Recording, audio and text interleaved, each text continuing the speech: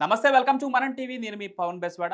నిన్న విడుదల రజని మాజీ మంత్రి వైసీపీ నేత ఒక ప్రెస్ మీట్ పెట్టడం జరిగింది. దాంట్లో తనపై ఒక నేరేషన్‌ను క్రియేట్ చేసి తనపై అక్రమ కేసులు పెట్టి తనని ఇబ్బంది పెట్టాలని చెప్పి చూస్తున్నారని చెప్పి విడుదల రజని కొన్ని కామెంట్స్ చేయడం జరిగింది.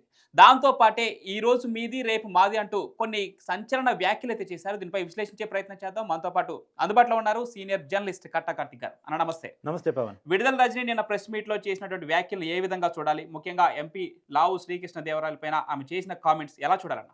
యాక్చువల్‌గా విడుదల రజని ఒక 3 అంశాల మీద ప్రధానంగా మాట్లాడారు. హ్మ్.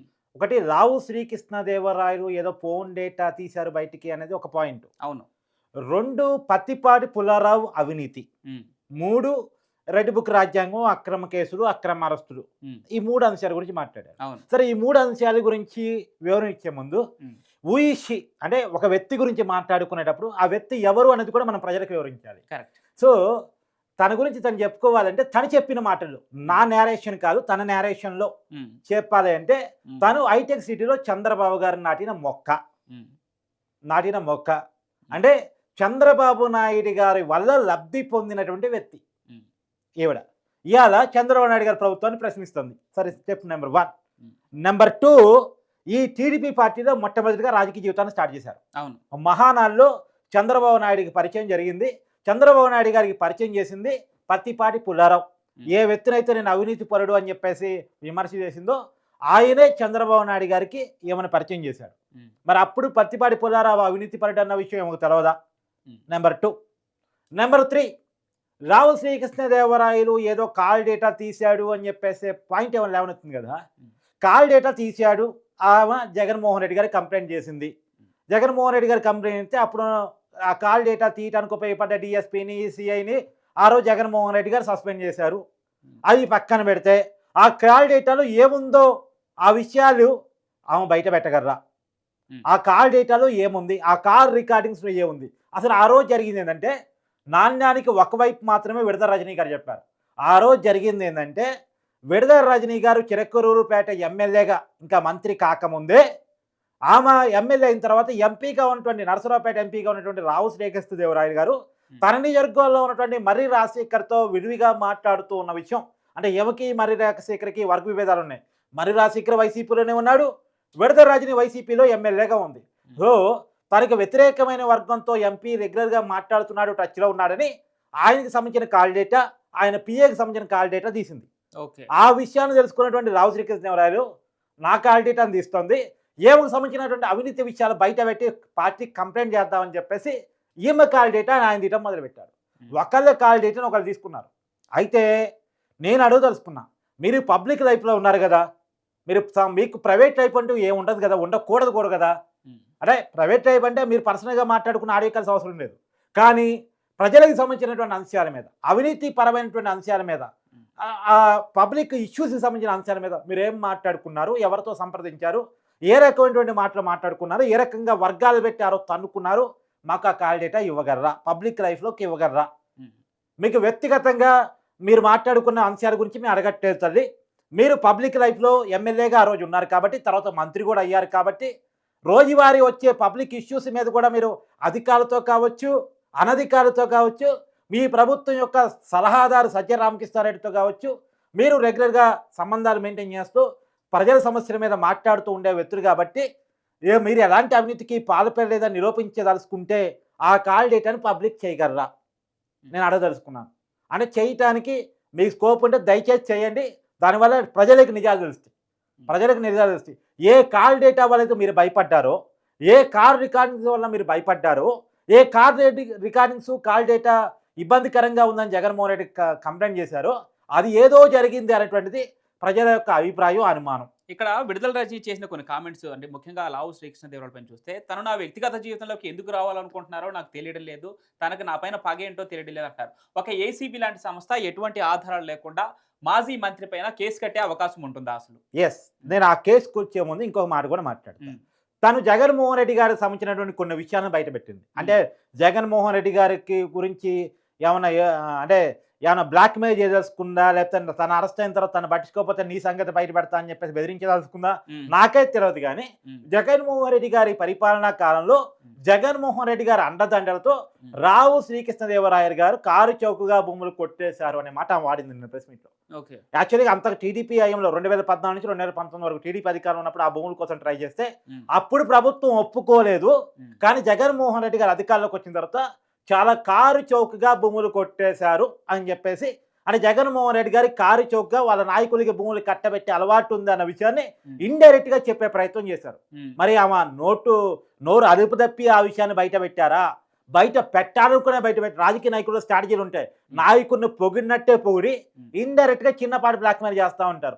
నీకు సంబంధించిన జాతకం కూడా నా దగ్గర ఉంది, నీ ఇష్టం, నన్ను అరెస్ట్ చేస్తే అప్రూవ్ గారు ఇంకిపోతే ఈ విషయాలన్నీ చెప్పేస్తా, నన్ను అరెస్ట్ చేయకుండా కాపాడుకో, నేను ఒకసారి అరెస్ట్ అయ్యానంటే నీకు సంబంధించిన ప్రతి విషయం బయట పెడతాను, ఇండైరెక్ట్ గా బ్లాక్మెయిల్ చేస్తూ ఉంటారు. అలాంటి బ్లాక్మెయిలింగ్ టాక్టిక్స్ ఏమన్నా విడుదల ప్రజలు ప్లే చేస్తున్నారా? జగన్మోహన్ రెడ్డి గారిని బెదిరించదలుచుకున్నారా? ఎనీవే పబ్లిక్ లైఫ్ లో ఒక విషయాన్ని అయితే బయట పెట్టారు. వైసీపీ నాయకులు కారు చౌకగా భూములు కొట్టేశారని ఇప్పటి వరకు మన లాంటి వాళ్ళు మాట్లాడుతూ వచ్చినాం. ఇప్పుడు డైరెక్ట్ గా వైసీపీలో నాయకురాలు మాజీ మంత్రి ఆవిడే బయట పెట్టారు. జగన్మోహన్ రెడ్డి గారు రావు శ్రీకృష్ణదేవరాయలు గారు కారు చౌకగా భూములు కట్టబెట్టారు అటువంటిది. సరే, అదొక పాయింట్.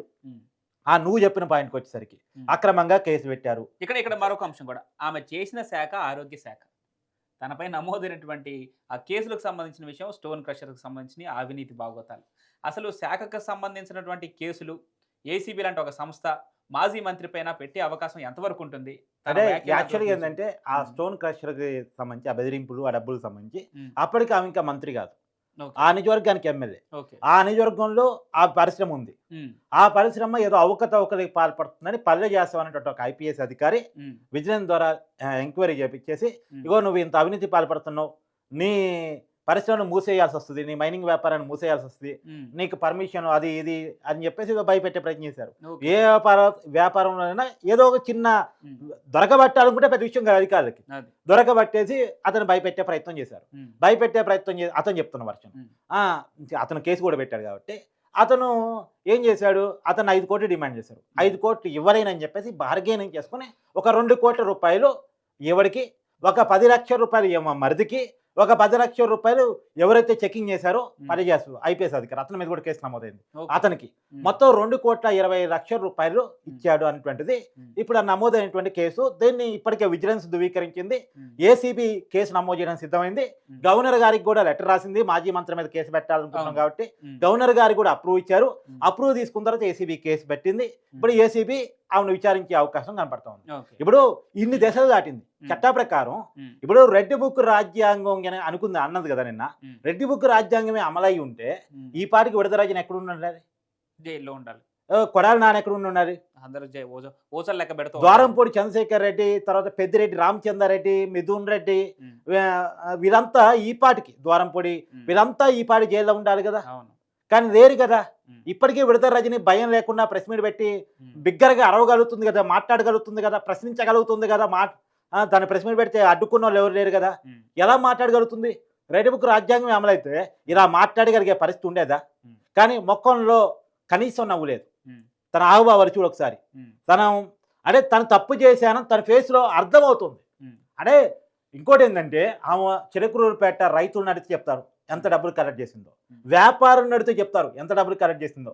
ఇది ఆమె చేసినటువంటి అవినీతిలో ఒక చిన్న, అంటే మొత్తం పంచదారలో ఒక చిన్న రేణు ఉంటే చూసావా, ఆ రేణు మాత్రమే ఇది. ఎందుకంటే ఆమె స్థాయికి 2 కోట్ల రూపాయలు నథింగ్. తర్వాత ఆమె ఎమ్మెల్యే గుండి అలా బెదిరించి చేయగుందంటే ఆమె మంత్రి అయిన తర్వాత, అంటే వైసీపీలో క్వాలిఫికేషన్స్ ఇవ్వ మంత్రి కావడానికి. ఎమ్మెల్యే గుండి బెదిరింపులు బాగా చేసింది కాబట్టి మొదటిసారి ఎమ్మెల్యే అయినా మంత్రి చేశారు. నిజానికి వైసీపీలో చాలా మంది సీనియర్లు ఉన్నప్పటికీ కూడా మొదటిసారి ఎమ్మెల్యే అయినటువంటి విడదల రజనీని, అందులో వైసీపీతో సంబంధం ముందు నుంచి లేని, అంటే ముందు నుంచి వైసీపీ జగన్మోహన్ రెడ్డి కోసం ప్రాణం తీసుకునేంత మనసత్వం ఉన్నటువంటి వ్యక్తి. అందుకే ఆమె మంత్రి చేసామంటే అది కూడా కాదు. వైసీపీ పెట్టినప్పుడు ఆమె లేడు. ఇంకా చెప్పాలంటే ఆమె టీడీపీ కూడా, టీడీపీలో పడక టికెట్ రాక వైసీపీ పార్టీలోకి వచ్చినటువంటి వ్యక్తి. కానీ మొదటి తప్పాలంటే ఆమె మంత్రి ఎందుకు ఇచ్చారు? ఇలాంటి బెదిరింపులు చేయగలదనా? ఏమో కమిషన్ తీసుకోగలదు, మనకు కూడా కమిషన్ పంపగలదని ఏమైనా ఆలోచనతో చేశారా? దీనికి వైసీపీ సమాధానం చెప్పాల్సిన తీరుంది.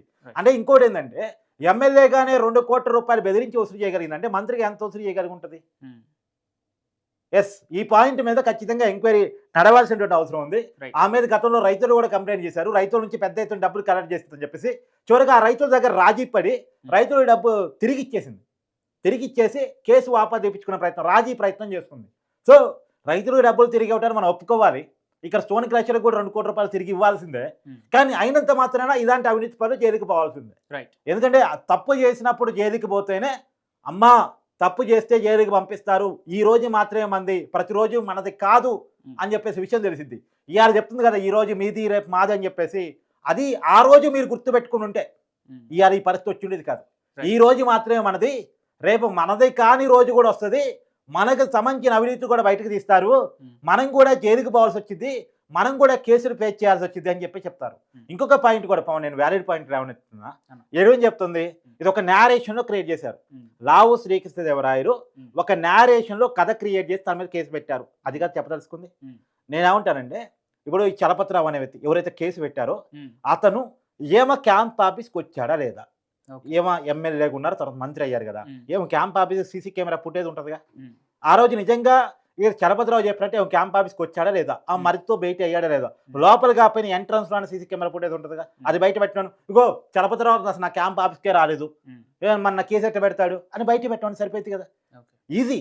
నిజంగా తన మీద పెట్టింది అక్రమ కేసు అయి ఉంటే తన క్యాంప్ ఆఫీస్ యొక్క సీసీ కెమెరా ఫుటేజ్, చిరకరూరుపేటలో ఉన్నటువంటి తన క్యాంప్ ఆఫీస్, తర్వాత గుంటూరులో ఉన్నటువంటి తన క్యాంప్ ఆఫీస్, మంత్రి అయిన తర్వాత గుంటూరులో కూడా ఏర్పాటు చేసుకుంది, గుంటూరులో ఉన్నటువంటి తన camp office CC camera footage బయట పెట్టగలరా? బయట పెడితే అవును అసలు చలపతిరావు ఏమైనా అప్రోచే కాలేదు, ఏమతో మాట్లాడనే లేదు, ఏమకి ఆయనకి పరిచయమే లేదు, అయినా ఒక తప్పుడు పద్ధతిలో కేసు పెట్టారో మనం కూడా అనుకుంటుంది కదా. ఏమీ లేకుండా వచ్చి ఆడపిల్లని బీసీ మైనని, అంటే ఆడపిల్ల అయితే తప్పు చేయకూడదు, తప్పు చేస్తే కేసు పెట్టకూడదు ఉందా, చట్టం ఏమైనా ఉందా? మన బీసీ పేరు ఎందుకు వాడుకుంటుంది, అంటే కులం పేరు ఎందుకు వాడుకుంటుంది? తప్పు చేసినప్పుడు కేసు పెట్టడానికి కులానికి ఏంటి సంబంధం? తప్పు ఎవరు చేసినా కేసు పెడతారు, తప్పు ఎవరు చేసినా అరెస్ట్ చేస్తారు. మరి నిజానికి నేను ఒక బీసీ అమ్మాయిని అందులో తప్పు చేయకూడదు, నేను పద్ధతిగా ఉండాలి, బలహీన వర్గాలకు సంబంధించిన నాకు ఇవాళ ఎమ్మెల్యే కాగలిగాను, మంత్రి కాగలుగుతున్నాను, నాకు ఈ స్థాయి ఉంది, నిజాయితీగా ఉందని మరి ఆ రోజు అనిపించలేదే. ఆ రోజు నీ ఊహకి రాని కులం ఈ రోజు నువ్వు అరెస్ట్ అవుతావు అనేసరికి నీ మీద కేసు పడేసరికి వస్తుంది. ఇది కరెక్ట్ కాదు. ఈ కులాన్ని మహిళ అనేటువంటి ఒక సానుభూతిని వాడుకోవడం కరెక్ట్ కాదు అనేటువంటిది నా ఉద్దేశం. రైట్. ఇప్పుడు కటా కార్తిక్ గారు చెప్పినట్టు విడుదల రజని కామెంట్స్ చేయడమే కాదు, ఎంపీ లావు శ్రీకృష్ణదేవరాయలు చేసినటువంటి ఆ కామెంట్స్ కి ఆధారాలు కూడా చూపించాల్సిన అవసరం ఎంతైనా ఉంది. Thank you.